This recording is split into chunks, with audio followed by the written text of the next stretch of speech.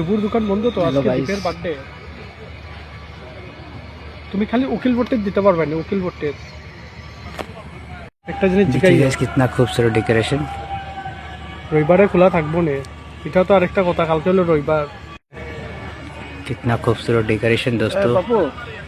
দেখলা নি?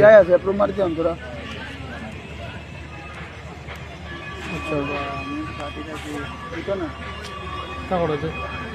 काफी खूबसूरत डेकोरेशन है दोस्तों, देखिए। আর কেউ নাইনি,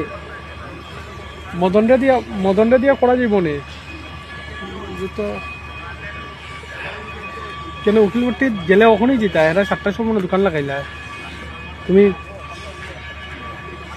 আর কেউ আসেনি চার্জার উজ্জার রাজা একটু তা করা যায়। কালকে তো রবিবার, প্রবলেম হচ্ছে এখানে রবিবার নাম থাকলে তো। देखिए दोस्तों काफी खूबसूरत डेकोरेशन है यहाँ पे, बहुत ही मजा आ रहा देख के। ये देखिए मेरे साथ मेरे दोस्त भी है।